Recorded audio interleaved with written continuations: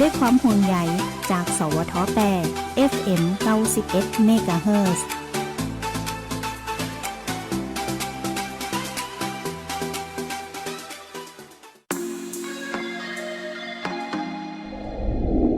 คุณกำลังฟังสวทแพร่ FM 91 เมกะเฮิรตซ์ให้ความรู้คู่ความสุข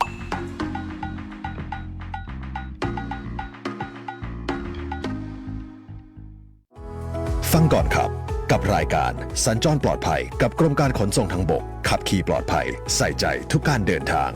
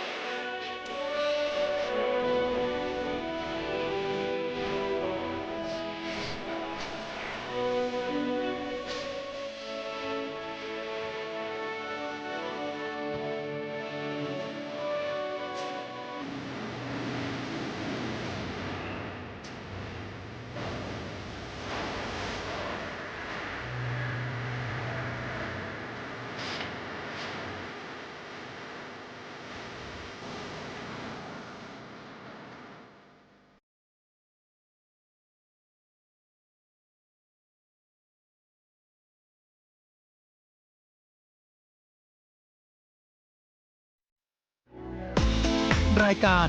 สัญจรปลอดภัย Have a safe drive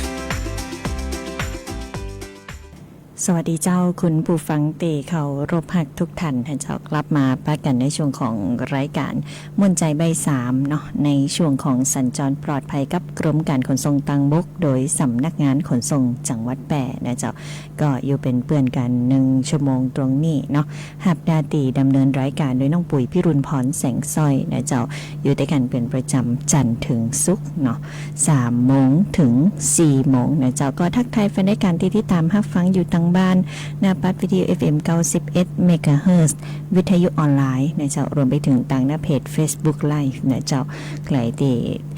ติดตามผ่านเพจ Facebook นะเจ้าส่งสติกเกอร์มาได้นะ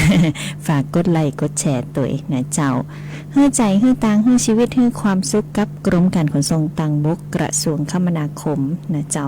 ก็มีข้อมูลข่าวสารที่เป็นประโยชน์นำมาฝากกันในช่วงนี้นะเจ้าสำหรับเนาะทางสำนักงานขนส่งจังหวัดแปรนะเจ้าก็มีการประกาศรายชื่อของผู้ติผ่านการประเมินความรู้ความสามารถทั่วไปและความสามารถติใจเฉพาะตำแหน่งนะเจ้ามีสิทธิ์เข้ารับการประเมินในภาคความเหมาะสมกับตำแหน่งหรือว่าสอบสัมภาษณ์นะเจ้าในตำแหน่งเจ้าหน้าที่ขนส่งเนาะก็มีผู้ติผ่านการเข้ารับการสัมภาษณ์นะเจ้า3 ท่านนะก็คือนายนันทพงษ์จักผันนายนพคุณเต็มใจนายยมนาประเสริฐนะเจ้าก็ขอให้รายงานตั๋วนะเจ้าในการไปสัมภาษณ์นะเจ้าในวันจันทร์ที่8 มิถุนายน 2569 เนาะรายงานตั๋วได้ที่ห้องประชุมจันทร์3สำนักงานขนส่งจังหวัดแปรนะเจ้าในช่วงเวลา 13 นาฬิกานะเจ้าเฮาไปก่อนเนาะไปก่อนบ่ายโมงเนอะแล้วก็13:30 นาทีเป็นต้นไปนะเจ้าเป็นการสอบสัมภาษณ์เนาะก็ใครเตฮู้จักนะเจ้าเป็นลูกเป็นหลานกะนะเป็นเปื่อนกะนะแจ้งไปได้นะเจ้าบ่ดีลืมเนาะหรือเข้าไปดูประกาศที่สำนักงานขนส่งจังหวัดแปรเนาะเพจขนส่งจังหวัดแปรนะเจ้าสำนักงานขนส่งจังหวัดแปรนะเจ้ากรมการขนส่งทางบกเนาะก็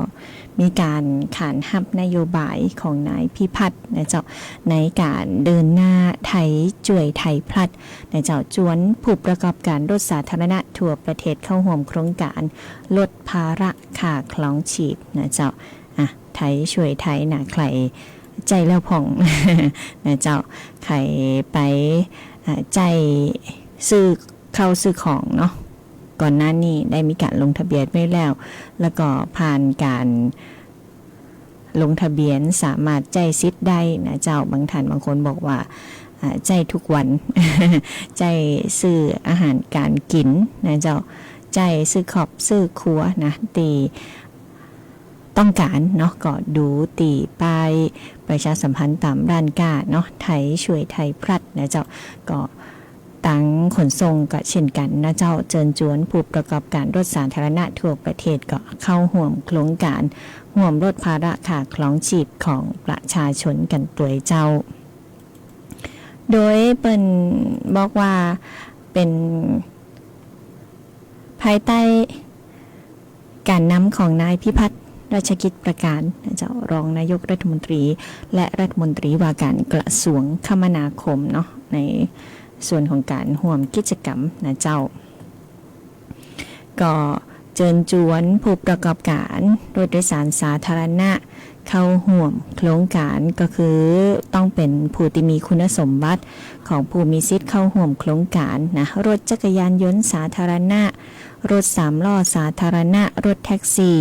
รถตู้โดยสารประจำทางแล้วก็รถ2 แถวนะเจ้าคุณผู้ฟังโดยเปิ้นบอกว่าเดี๋ยวสักกัมนะเจ้าเดี๋ยวน้องปุ๋ยเอาตัวอย่างขึ้นให้ดูนะทางหน้าเพจ Facebook นะเจ้าก็จะมีไทยช่วยไทยพลัดนะเจ้าตีจะต้อง เชิญชวนให้กับตังผู้ประกอบการรถโดยสารสาธารณะเข้าร่วมโครงการนะเจ้ามาละนะใครที่ติดตามผ่านต่างหน้าเพจ Facebook นะเจ้ารถจักรยานยนต์สาธารณะเนาะจะต้องเป็นผู้ที่มีใบอนุญาตขับรถจักรยานยนต์สาธารณะรถ3ล้อสาธารณะเนาะก็จะต้องเป็นผู้ที่มีใบอนุญาตขับรถยนต์3ล้อสาธารณะโดยแท็กซี่เช่นกันนะเจ้าใบอนุญาตขับรถยนต์สาธารณะท1ถึงท4บัตรประจำตัวผู้ขับรถนะเจ้ารถตู้โดยสารประจำทางรถ2แถวเนาะต้องเป็นเจ้าของรถแล้วก็มีใบอนุญาตขับรถท1ถึงท4นะเจ้ารถโดยสารประจำทางสาธารณะรถรวมบริการตีเข้าร่วมการเดินรถกับผู้ตีได้รับใบอนุญาตประกอบการขนส่งด้วยรถโดยสารประจำทางนิติบุคคลรายเล็กตีได้รับใบอนุญาตประกอบการขนส่งสาธารณะบ่ประจำทางนะเจ้าก็ยื่นแบบแสดงรายการภาษีเงินได้พงน50นะเจ้าสำหรับรอบระยะเวลาบัญชี 2567 หรือมีรายได้บ่เกิน 1.8 ล้านบาทนะเจ้าคุณสมบัติของรถเราเนี่ยก็ลงทะเบียนเข้าร่วมโครงการผ่านแอปพลิเคชันถุงเงินนะเจ้าร้านก้ากลุ่มเดิมบ่ต้องลงทะเบียนใหม่นะเพียงแต่ไปกดปุ่มไทยช่วยไทยพลัดบนแอปถุงเงินได้เลยนะเจ้าก็คือกดได้ในระหว่างวันที่25พฤษภาคม69ถึง30กันยายน69นะเจ้าส่วนร้านก้ากลุ่มใหม่เนาะติดต่อลงทะเบียนผ่านทางธนาคารกรุงไทยทุกสาขาทั่วประเทศนะเจ้าแล้วก็จะต้องได้รับการยืนยันจากเจ้าหน้าที่ของรัฐ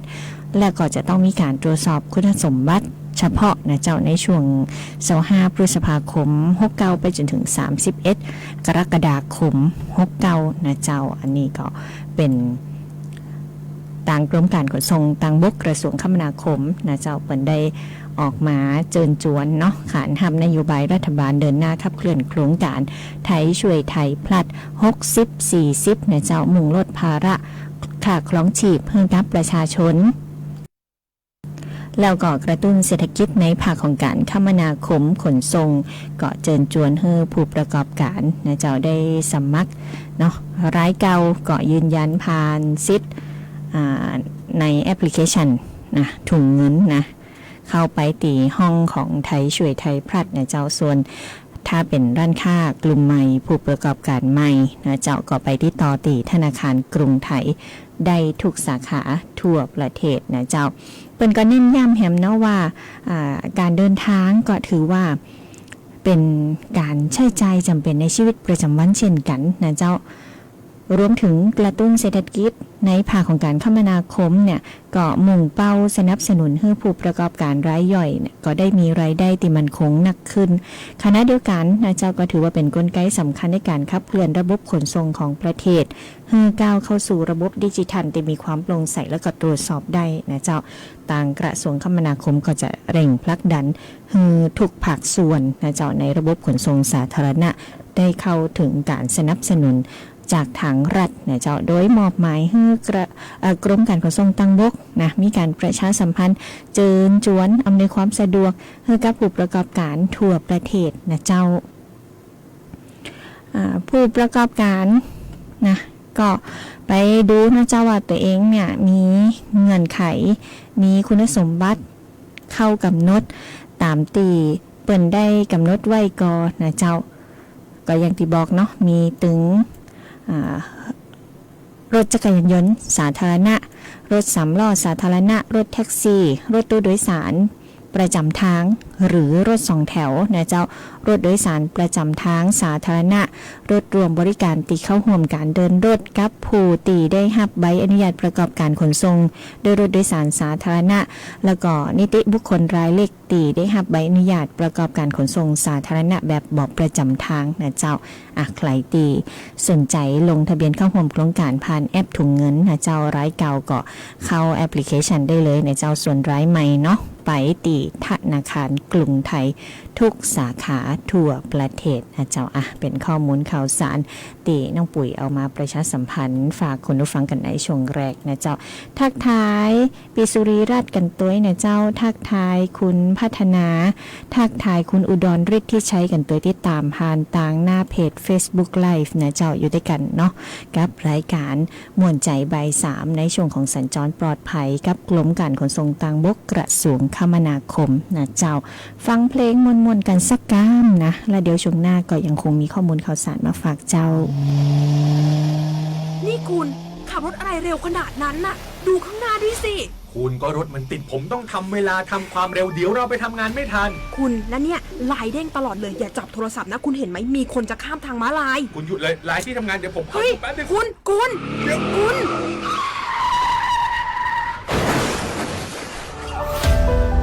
หยุดสูญเสียหยุดรถให้คนข้ามทางม้าลายความดีที่คุณทำได้คณะกรรมการบูรณาการกู้ชีพฉุกเฉินและความปลอดภัยทางถนนวุฒิสภาสสสและภาคีเครือข่าย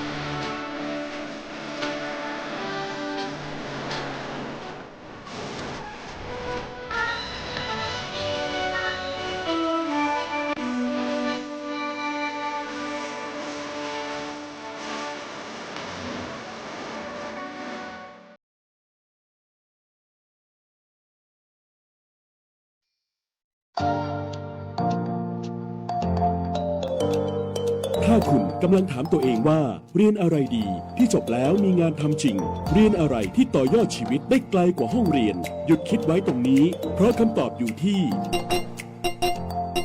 วิทยาลัยอาชีวศึกษาแพร่ที่นี่เราไม่ได้สอนแค่ให้รู้แต่สอนให้ทำเป็นทำจริงและทำได้ในโลกอาชีพ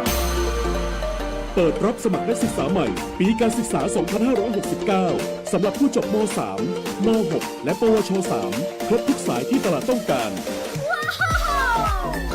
ท ทั้งการบัญชี การตลาด การจัดการสำนักงานดิจิทัล การจัดการโลจิสติกส์และซัพพลายเส้นคหกรรมศาสตร์อาหารและโภชนาการแฟชั่นสิ่งทอดิจิทัลกราฟิกวิจิตรศิลป์การโรงแรมการท่องเที่ยวเทคโนโลยีธุรกิจดิจิทัลและเทคโนโลยีสารสนเทศเรียนได้ตั้งแต่ปวช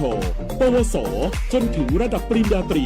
ระบบปกติและทวิภาคีเรียนไปทำงานไปมีรายได้ระหว่างเรียนที่สำคัญเรามีสถานประกอบการชั้นนำรองรับการฝึกจริงและมีทุนการศึกษาอีกมากมายรอคุณอยู่อยากมีอาชีพอยากมีอนาคตที่จับต้องได้เริ่มต้นวันนี้ที่วิทยาลัยอาชีวศึกษาแพร่เตรียมชีวิตจริงให้พร้อมสู่โลกอาชีพเรียนจริงทำได้จริงมีงานรองรับเพราะความสำเร็จที่ยิ่งใหญ่เกิดขึ้นได้ที่วิทยาลัยอาชีวศึกษาแพร่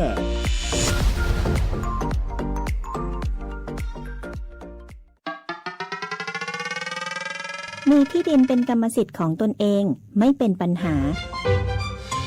ทอส.เปิดให้กู้ยืมเพื่อที่อยู่อาศัยไม่ว่าจะปลูกสร้างอาคารซื้ออุปกรณ์สิ่งอำนวยความสะดวกเพื่อประโยชน์ในการอยู่อาศัยหรือจะกู้เพื่อชำระเบี้ยประกันชีวิตคุ้มครองสินเชื่อผ่อนชำระไม่น้อยกว่า3ปีและไม่เกิน40ปีโดยอายุผู้กู้รวมกับระยะเวลาที่ขอกู้ต้องไม่เกิน70ปีอัตราดอกเบี้ยที่แท้จริงตลอดอายุสัญญาสินเชื่อปลูกสร้างที่อยู่อาศัยบนที่ดินของตนเองสินเชื่อสำหรับลูกค้าปลูกสร้างที่อยู่อาศัยบนที่ดินที่เป็นกรรมสิทธิ์ของตนเองสนใจแอดไลน์ GHB Buddy ทอส.แพร่โทร 0546214490-5 หรือสอบถามเพิ่มเติมธนาคารอาคารสงเคราะห์ใกล้บ้านปัจจุบันการเคลื่อนย้ายแรงงานระหว่างประเทศของไทยเริ่มเปลี่ยนแปลงโดยเฉพาะอย่างยิ่งการเคลื่อนย้ายแรงงานจากประเทศเพื่อนบ้านได้แก่เมียนมาลาวและเวียดนามโครงสร้างของประชากรที่เปลี่ยนแปลงไปสู่สังคมสูงอายุจึงมีความจำเป็นที่ต้องนำแรงงานต่างด้าวมาทดแทนกำลังแรงงานไทยที่ยังไม่เพียงพอในหลายกิจการสำนักงานจัดหางานจังหวัดแพร่เป็นหน่วยงานหลักที่ให้บริการจัดหางานแก่ประชาชนทุกกลุ่มเป้าหมายรวมถึงการควบคุมการทำงานของคนต่างด้าวซึ่งปัจจุบันได้นำระบบ e-work permit เข้ามาอำนวยความสะดวกในการให้บริการแก่นายจ้างสถานประกอบการและแรงงานต่างด้าวในกระบวนการการรับคำขอการแจ้งการทำงานของคนต่างด้าวและการผลิตใบอนุญาตการทำงานทั้งนี้สามารถรับชมวิดีทัศน์การให้บริการผ่านระบบ e-work permit ได้ที่เพจ Facebook สำนักงานจัดหางานจังหวัดแพร่หรือสอบถามรายละเอียดเพิ่มเติมผ่านแอปพลิเคชัน LINE Official S435DEAQA หมายเลขโทรศัพท์ 0545111721 หรือ 0545111807 และสายด่วนกรมการจัดหางาน 1506 กด 2 สำนักงานจัดหางานจังหวัดแพร่มุ่งให้นายจ้างและแรงงานต่างด้าวได้รับการคุ้มครองตามกฎหมายอย่างเป็นธรรม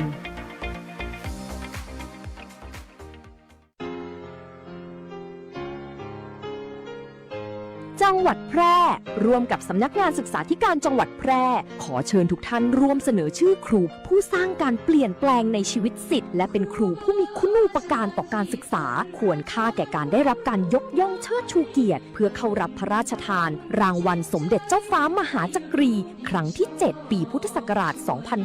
2570 ผู้มีสิทธิเสนอชื่อครูเพื่อเข้ารับการคัดเลือกระดับจังหวัด 1. สถานศึกษาขั้นพื้นฐานโดยความเห็นชอบของคณะกรรมการสถานศึกษา 2. สมาคมมูลนิธิและองค์กรที่มีฐานะเป็นนิติบุคคลและมีภารกิจส่งเสริมการเรียนรู้ 3. ลูกศิษย์ที่เป็นศิษย์เก่าจำนวน1คนซึ่งมีอายุไม่น้อยกว่า 20 ปี 4. คณาจารย์ในระดับอุดมศึกษารวมกันไม่น้อยกว่า3คนเสนอชื่อและส่งเอกสารได้ตั้งแต่บัดนี้เป็นต้นไปจนถึงวันที่30 มิถุนายน 2569 สอบถามรายละเอียดเพิ่มเติมได้ที่ www.pmca.or.th หรือศูนย์ประสานงานรางวัลสมเด็จเจ้าฟ้ามหาจักรีสำนักงานศึกษาธิการจังหวัดแพร่ครุสภาจังหวัดแพร่เลขที่ 168 หมู่ 2 ตำบลป่าแมกอำเภอเมืองแพร่จังหวัดแพร่โทร 054-52-0807 คุณกำลังฟังสวทแพร่ FM 91 MHz กรมประชาสัมพันธ์สถานีเพลงเพราะ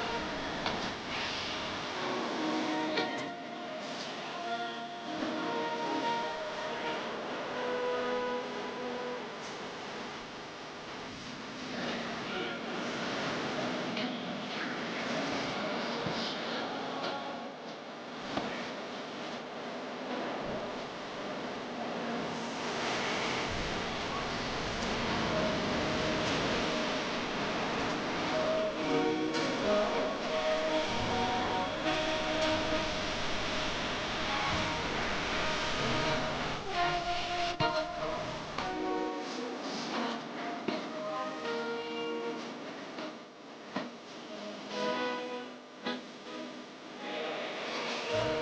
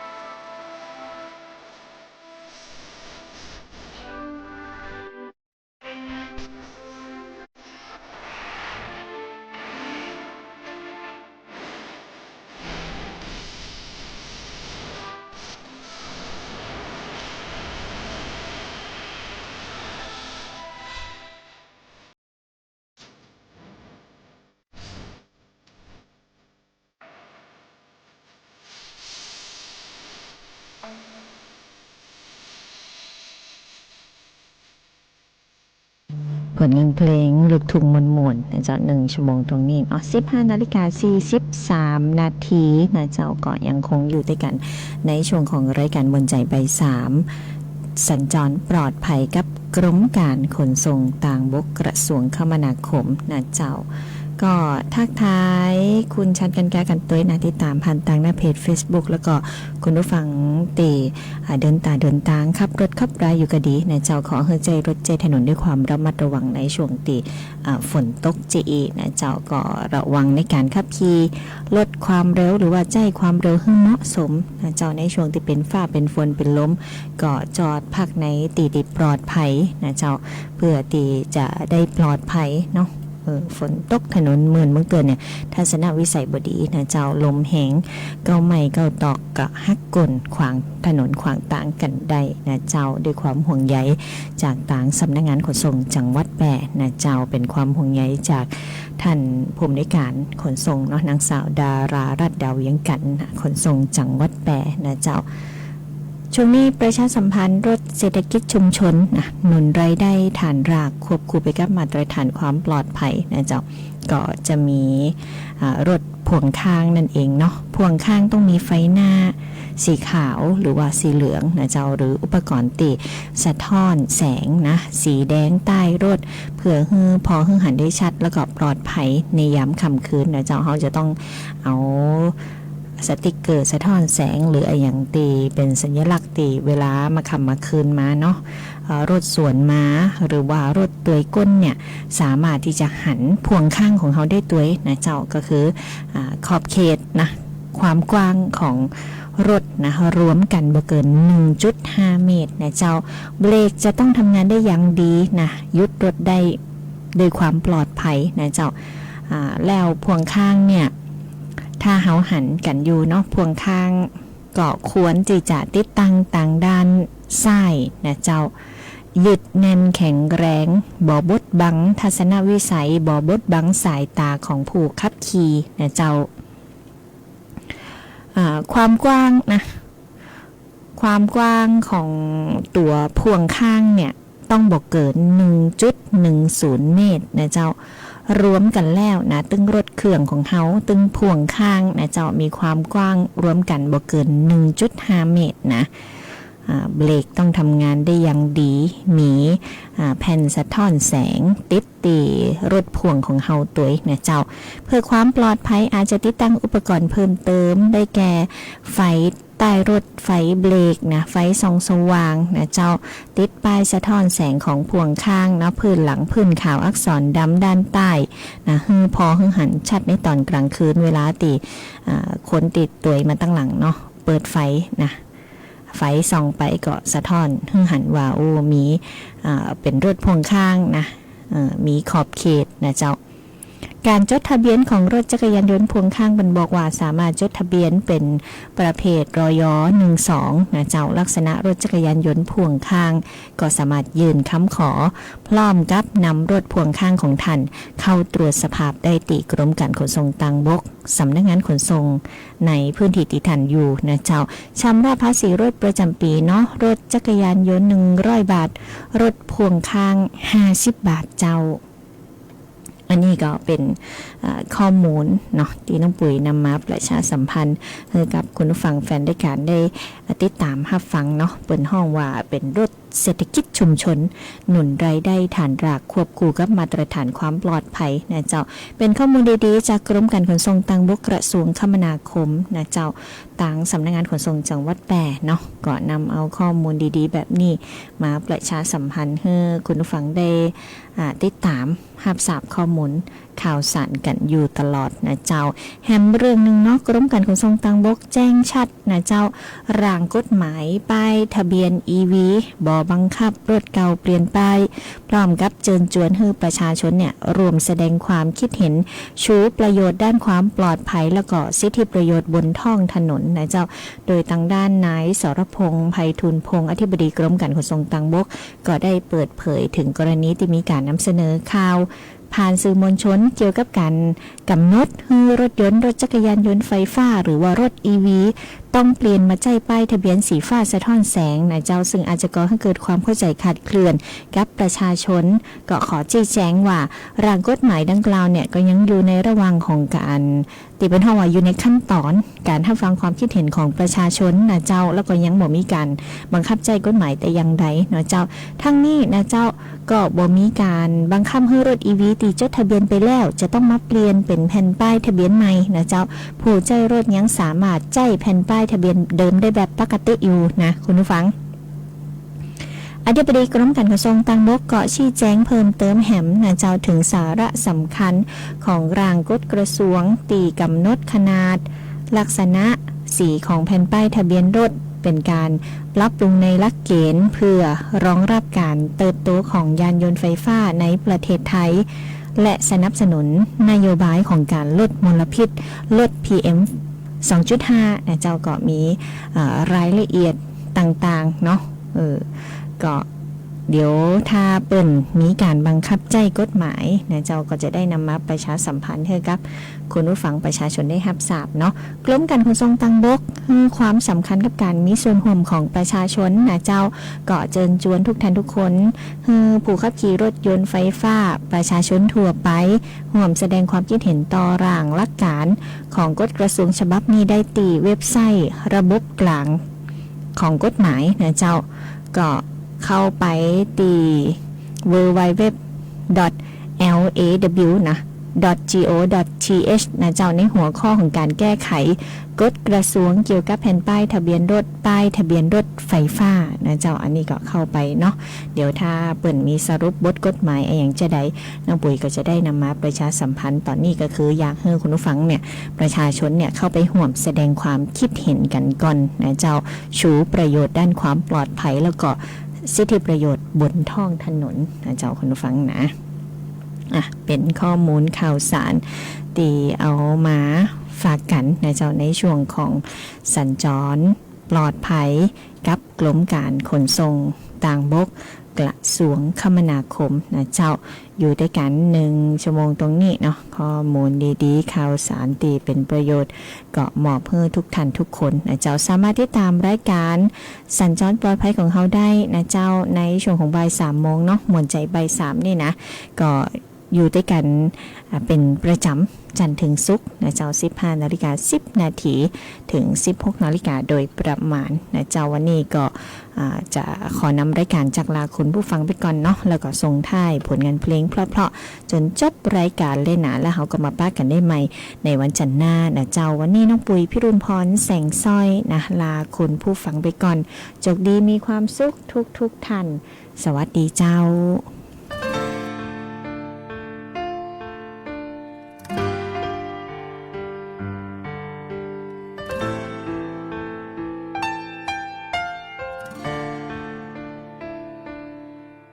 พรุ่งนี้ดวงอาทิตย์ก็ขึ้นทางเก่าแต่ชีวิตเนาๆของฉันไม่รู้จะเดินไปทิศทางใดเมื่อไม่มีเธอแล้วคนที่รักปานดวงใจทุกอย่างที่เคยวาดไว้ก็พังลงในพริบหมดปัญญาจะเหนี่ยวรั้งหมดพลังจะเดินต่อไปเพิ่งรู้ว่าฉันอ่อนแอแค่ไหนเมื่อมีน้ำใสๆมันไหลผ่านตาจะอยู่เผชิญความเหงาต่อไปได้สักกี่นานแล้วแต่เวรหรือกรรมจะนำพาเพราะว่าทั้งชีวิตไม่ผูกติดกับเธอเกินกว่าจะท้องหัวใจกลับมาเป็นฉันคนเดิมอีกครั้ง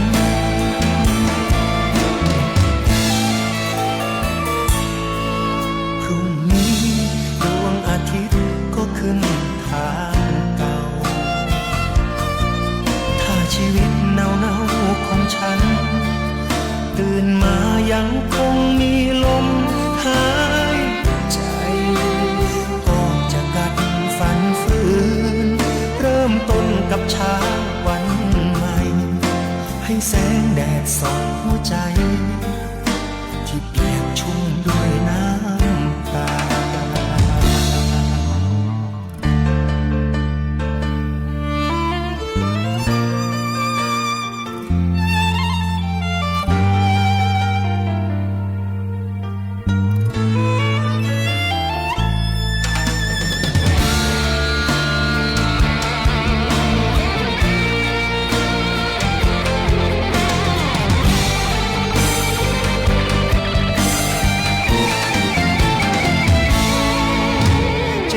เผชิญความเหงาต่อไปได้สักกี่นานแล้วแต่เวรหรือกรรมจะนำพาเพราะว่าทั้งชีวิตไม่ผูกติดกับเธอเกินกว่าจะทนหัวใจกลับมาเป็นฉันคนเดิมอีกครั้ง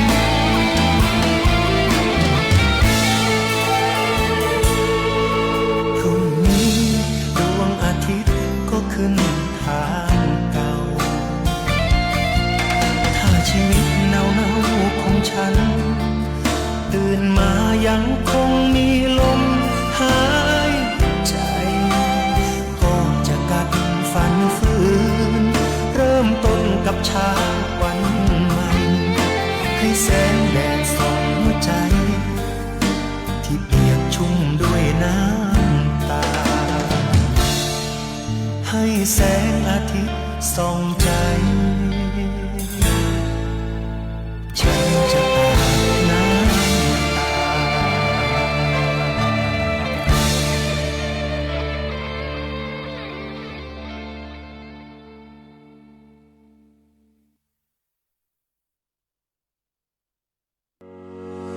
วัยรุ่นไทยชอบขี่มอเตอร์ไซค์หัวใจไม่ธรรมดาหมวกกันน็อกล็อกให้แน่นใส่ก่อนไปโลดแล่นไม่เร่งไม่เร็วไม่แรงไม่แซงไม่ปาดทำตามกฎจราจรอารมณ์ไม่ร้อนกับเพื่อนร่วมทางวัยรุ่นยุคใหม่ขับขี่ดีมีวินัยสร้างสังคมใหม่เราทำได้นายก็ทำได้ขับขี่ปลอดภัยใส่ใจทุกการเดินทางกรมการขนส่งทางบกและกองทุนเพื่อความปลอดภัยในการใช้รถใช้ถนนสนับสนุนโดยกรมการขนส่งทางบกและกองทุนเพื่อความปลอดภัยในการใช้รถใช้ถนน